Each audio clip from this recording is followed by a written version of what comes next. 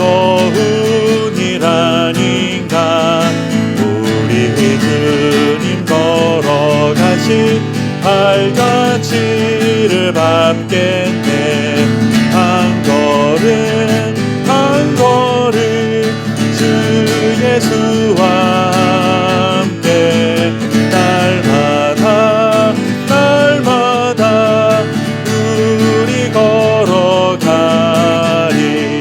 어린아이 같은 우리 미련하고 약하나 주의 손에 이끌리어 생명길로 가겠네. 한 걸음 한 걸음 주 예수와 함께 날마다 날마다 우리 걸어가리.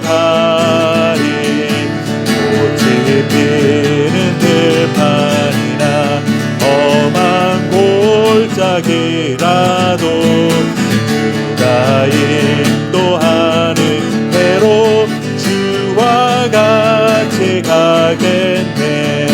한 걸음 한 걸음 주 예수와 함께 날마다 날마다 우리 걸어가리.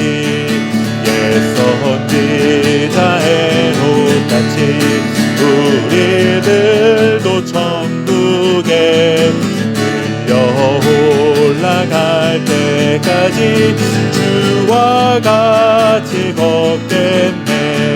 한 걸음 한 걸음 주 예수와 함께 날마다 날마다 우리 걸어가리.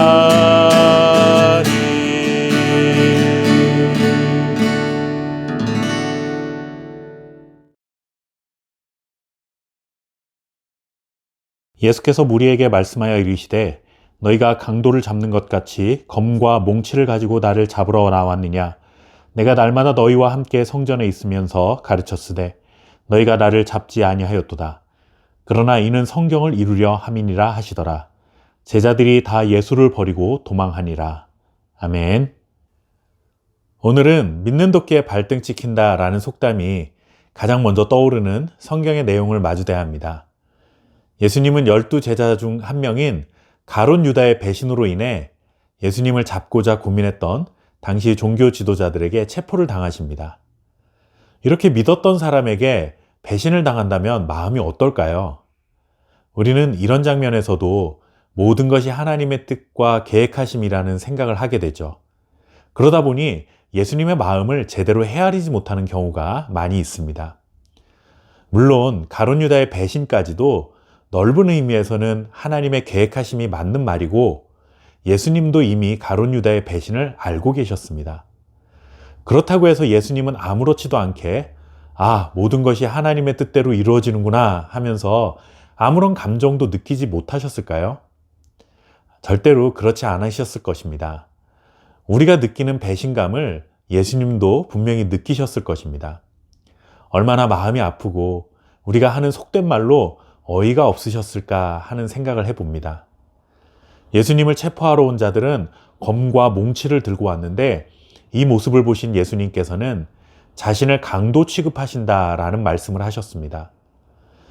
얼마 전 성전에서 매매하는 자들을 향해 예수님께서는 하나님의 성전을 강도의 소굴로 만든다 하고 말씀하셨는데 아이러니하게도 지금은 그들이 예수님을 강도 취급을 하고 있는 것입니다. 예수님을 체포하러 온 무리들은 대제사장, 서기관, 장로들이었는데 아마도 자신들에게 강도와 같은 자들이라고 소리치셨던 예수님에게 의도적으로 이런 장면을 연출한 것이 아닐까 합리적 상상을 해보게 됩니다. 그리고 십자가에 달리실 때에도 예수님의 좌우편에는 강도들이 십자가 처형을 함께 당하게 되는데 이것 또한 단순한 우연은 아니라는 생각이 듭니다. 인류를 구원하시기 위해 오신 하나님의 아들 메시아는 이렇게 사람들에게 강도 취급을 받으며 체포당하셨고 강도와 같은 모습으로 돌아가신 것입니다. 그런데 우리를 더 충격에 빠뜨리는 것은 예수님께서 잡히신 그 순간에 모든 제자들이 도망쳤다는 것입니다.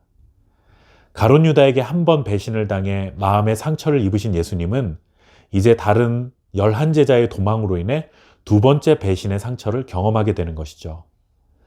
예수님을 체포하는 무리들은 예수님을 강도 취급을 했는데 도망한 제자들도 어찌 보면 이러한 생각에 동조한 것이나 다름이 없어 보입니다. 더 이상 우리의 구원자가 아니라는 생각을 하게 된 것이죠. 제자들 자신들에게 어떤 혜택을 줄 만한 능력이 예수님에게는 없다고 판단한 것입니다. 그렇다면 예수님을 향해 강도라고 물론 말하지는 않았을 뿐이지 예수님을 체포한 자들과 똑같은 수준에 머물러 있는 것입니다. 예수님은 공생의 기간 동안 겉으로 보면 어떤 면에서 매우 화려한 인생을 살아가셨습니다. 가는 곳마다 사람들이 열광하고 환호했습니다. 요즘 말로 하면 인기가 역주행하셨던 것이죠. 그런데 그의 마지막 가는 길에는 아무도 없었습니다. 혼자 고난의 길을 가야 했고 모두가 예수님에게 등을 돌렸기에 마음의 외로움도 짊어지셔야 했습니다. 이렇게 홀로 외로운 길을 가셨지만 그 길에 하나님께서 동행해 주셨음을 우리는 믿습니다. 신앙의 여정이 바로 이와 같습니다. 화려하고 영광스럽고 박수를 받으며 다른 사람들에게 인정받는 길을 가는 것이 결코 아닙니다. 결국에는 혼자 외로이 하나님의 뜻을 따라 걷는 길이 바로 신앙의 길입니다. 하지만 그 길에는 하나님께서 반드시 동행해 주신다 하는 것이죠. 내 주변에 많은 사람들이 모여들었는데 그 중에 하나님이 계시는 것도 너무나 감격스러운 일일 수 있지만 모두가 등을 돌리고 떠나버린 그 마지막 순간에도 끝까지 홀로 남아 나와 함께 하시는 하나님이 계신다는 것은 말할 수 없는 위로와 힘이 되는 것입니다. 혼자 걸을 수밖에 없는 신앙의 길이라 할지라도 그것이 하나님의 뜻을 따라 걷는 길이라면 하나님이 끝까지 나를 포기하지 않으시고 함께 하실 것이라는 믿음을 가지고 살아가시기 바랍니다. 이번 주말은 설 명절과 이어집니다. 그래서 마가복음 묵상은 명절 연휴 기간 동안 잠시 쉬고 다음 주 목요일 2월 3일에 다시 영상으로 찾아뵙겠습니다. 그리고 설 명절에 가족들과 함께 가정예배를 드리실 수 있도록 설 명절 가정예배 영상을 내일 토요일 29일에 올려드리도록 하겠습니다. 코로나로 인해 만나지 못하는 가족들과도 영상을 잘 활용하셔서 가정예배를 드리시며 은혜로운 명절을 보내시기를 바라겠습니다. 그럼 은혜로운 주일, 행복한 명절 되시고 새해 복 많이 받으시기 바랍니다. 감사합니다.